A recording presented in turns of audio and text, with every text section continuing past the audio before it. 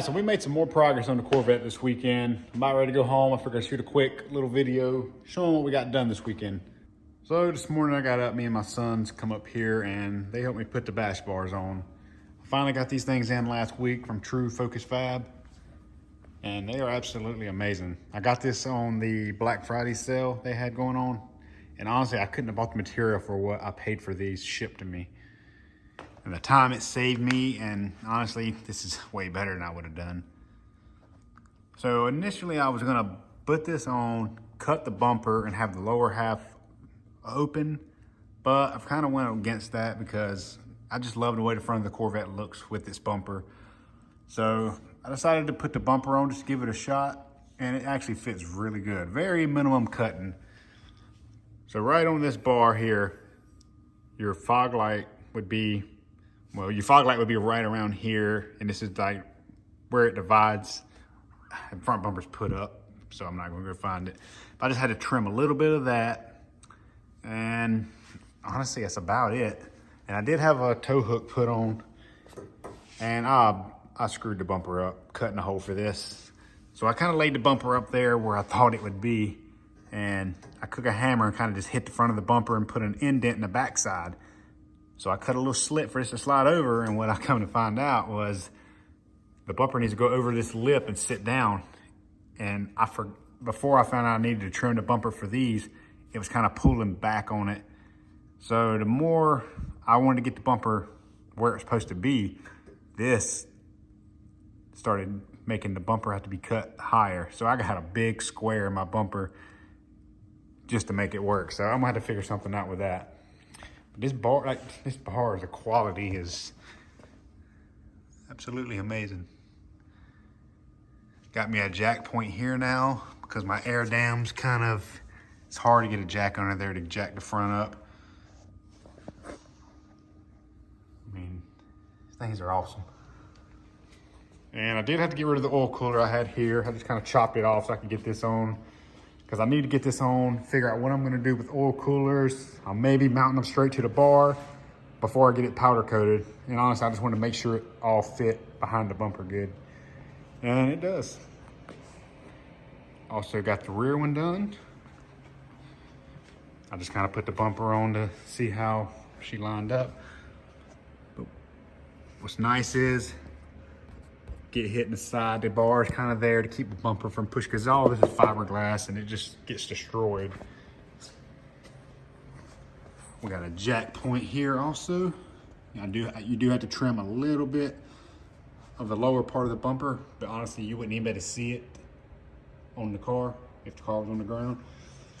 But the bar sits right here behind the tag bracket. It just butts up to it. And like, when you get hit in the back, I mean, thing's solid.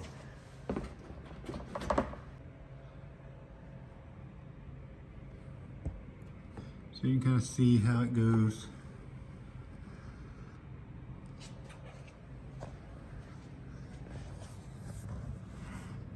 Just bolt straight to the frame. Super nice.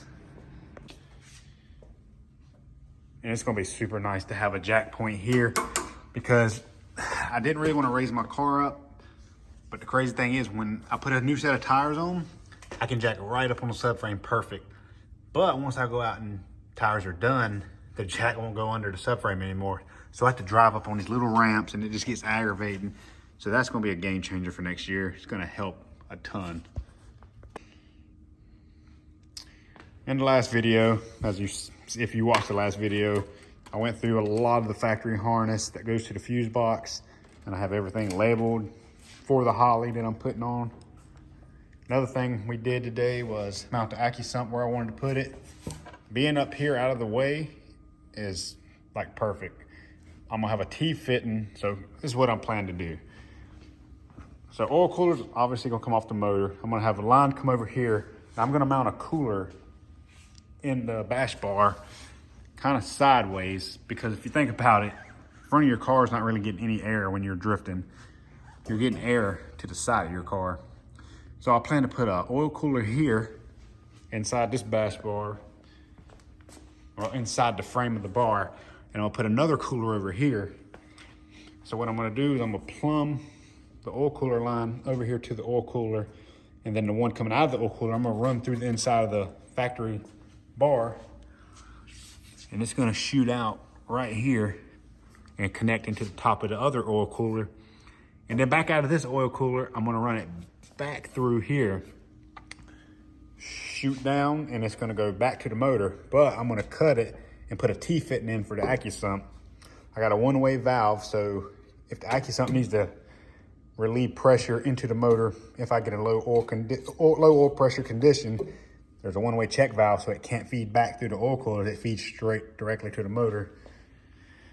So I actually had a cable set up for this, so I can manually pull a cable to pre-oil, and every time I go out, just pull it to where it can feed. But the way this is set up, it actually wouldn't work. So I'm gonna put a valve, electric valve, like a solenoid, and just let it actuate as it needs to, which is honestly a way better way of doing things. And honestly, putting the bash bars on took a little bit of time, just because usually I'm just the type to stick it up, drill it, and I've done a lot of measurements to make sure it was perfect. Also with the rear, and I had my kids helping me, so we kind of discussed things and tried to teach them what I could. Pretty cool day. And then they kind of went off riding bikes, and I started messing with throttle. So I got the gauge cluster out because I think I mentioned in the last video about the Mako Motorsports. So I'm waiting on that so I can get the digital dash in. But I've been focusing on the gas pedal. I'm trying my best to be able to just use the factory gas pedal and weld a rod to it, kind of like a factory cable throttle. But I got rid of the springs. And the thing is, I need like 2.5 inches of travel, and I'm only getting maybe 1.75 inches. So I'm gonna have to figure something out with that. So I'm using a Summit 92mm throttle body. I got a bracket coming to hold a actual cable, and I've done some measurements. I kind of run me a cable, and that's where it starts. And when I pull it, it goes that far, which is I think 2.25. And I'm trying to get the throttle pedal to do the same, but I'm having a hard time. So I might go to the junkyard and try to find some pedals. And like I said, I got an S10 over there, and the throttle pedal, it actually goes like 2.5 inches. So I have 2.5 inches of travel. And from the center pin up is almost 5 inches. I don't know if I have enough room under the dash to make the rod 5 inches. And once I get into all that, I'll show you what I'm talking about, maybe in the next video, hopefully. And I don't know if I mentioned in the last video, we got the actual angle kit coming for the front. And for the rear, since our dual caliber brackets are broke, we got a whole grip kit coming for the rear. A whole, like uppers, lowers, new knuckle, everything. And we'll be able to use our stock caliber and rotor, and I'll have to get some wheelwood calibers for my dual hydro, because these are a little small, and the way their kit is, it bolts up like right here. So I'm excited to get that and show you guys what we got going for that. So honestly, I think that's about it. I'm still waiting on my transmission part from Liberty Gear, my heads from Texas Speed, a few other little things, but things are coming along every Saturday. And every time I get a little bit of time during the week to work on it, I mean, like my buddy Matt Happel says, 1 hour a day goes a long way. So I guess that's gonna be it. Hit that subscribe button and stick along and watch this thing get built, because this thing's gonna be an animal next year. I just hope I'm able to drive it. So appreciate you watching. We'll see you in the next one.